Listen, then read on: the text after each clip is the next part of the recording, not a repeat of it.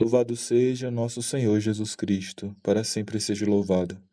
Irmãos e irmãs, continuamos a caminhar junto com o Senhor Jesus, e Ele continua a realizar no meio de nós a sua obra de salvação. Hoje estamos meditando no Evangelho de São Marcos. Jesus vai para a outra margem do mar, está ali na beira da praia, junto de uma numerosa multidão.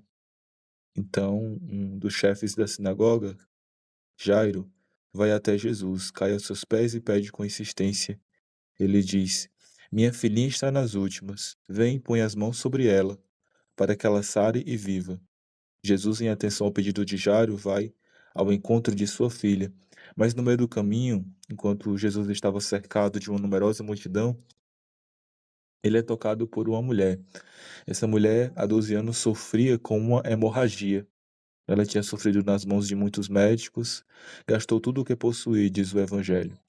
Mas em vez de melhorar, piorava cada vez mais.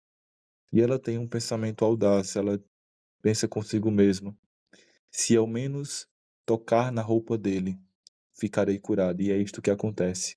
Assim que ela toca no manto de Jesus, ela é curada de sua doença. E Jesus percebe que uma força sai dele. Ele se volta para a multidão e pergunta: quem tocou na minha roupa? E a mulher, temerosa, talvez por ser considerada uma mulher impura, visto que na época de Jesus esse fluxo de sangue tornava a mulher impura, e ela, sendo impura, tendo a audácia de tocar em um rabi, ela cai aos pés de Jesus e lhe conta toda a verdade. E Jesus, na certeza de que aquela mulher tinha sido curada por meio da sua fé, diz: a filha, a tua fé te curou, vá em paz, fica curada dessa doença. Em seguida, Jesus vai curar a filha de Jairo. Ele levanta, pega na mão da menina e diz: Talitá cum, menina, levanta-te. Aqui no Evangelho de hoje nós temos algo impressionante. A humanidade de Cristo é o instrumento da nossa salvação, o instrumento da nossa cura. Primeiro, Jairo diz: vem, põe as mãos sobre ela, para que ela sare viva. Pôr as mãos. Depois, a mulher toca no manto de Jesus, na roupa de Jesus. Jesus toma a mão da menina e a levanta. Em vários momentos nós vemos a humanidade de Cristo, o corpo de Cristo, a carne de Cristo e, por consequência, o seu manto, sendo o instrumento da nossa salvação. Irmãos e irmãs, hoje nós podemos meditar em um mistério muito importante. É o mistério de que a humanidade de Cristo, como nos diz Santo Tomás de Aquino, é a causa eficiente da nossa salvação. É a causa eficiente da nossa união com Deus, da nossa santificação. A humanidade de Cristo. Jesus Cristo é o Filho de Deus, o Verbo de Deus, Deus na humanidade. Deus humanado. Deus e homem, natureza humana e natureza divina. E a natureza humana de Cristo, a carne dele, semelhante à nossa, exceto no pecado, é instrumento da nossa salvação. Quanta misericórdia não irradia do toque na humanidade de Cristo. E nós deveríamos estar sempre atentos a esse mistério com o coração cheio de gratidão e adoração ao Senhor, porque não poucas vezes o Senhor toca na nossa própria carne e nós que somos batizados temos essa oportunidade, esse acesso a Deus, participar da vida divina, acessar a Deus, conectarmos a nossa vida com a vida de Deus através da humanidade de Cristo. Essa é a nossa mediação, a nossa ponte, ela é o nosso instrumento, por isso que da carne de Cristo irradia a cura e a salvação. A mulher percebe que é curada, uma força, uma virtude sai de Cristo para a mulher. E ele percebe isto. O instrumento é a humanidade de Cristo, da parte do Senhor. E da parte da mulher é a fé. Irmãos e irmãs, isso nos recorda algo muito presente na tradição espiritual católica, que é o seguinte: na vida de oração, e é por meio da vida de oração que nós alimentamos a fé, por meio da oração que nós exercemos a fé, é na vida de oração que nós acessamos a humanidade de Cristo. A oração não é simplesmente um falatório, um solilóquio. A oração não é repetição de fórmulas. A oração não é um exercício mental.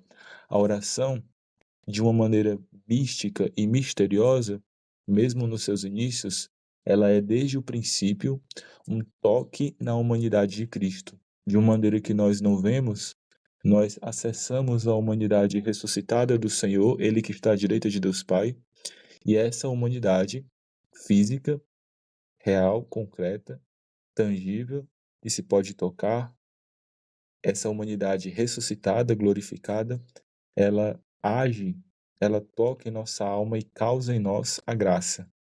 Então, a vida de oração nada mais é do que entrarmos em contato com Cristo.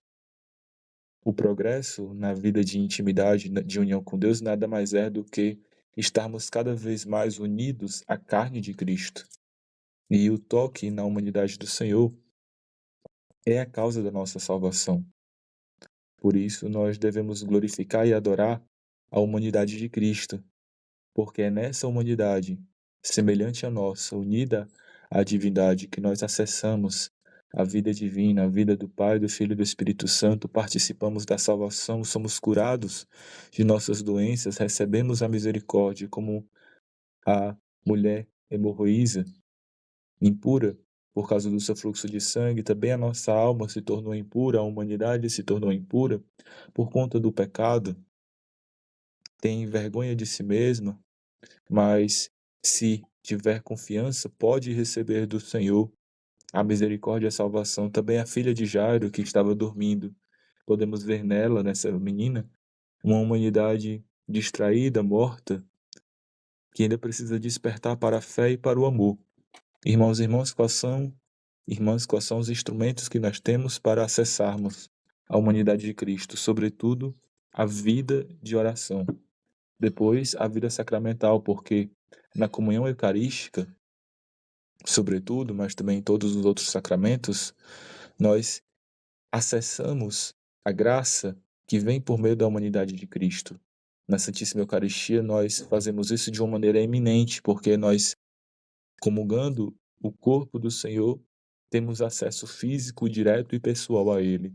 Por isso, a Sagrada Eucaristia deve ser sempre uma ocasião para amarmos o Senhor, para o abraçarmos, para tocar no manto dele, sermos curados das nossas doenças, a humanidade de Cristo.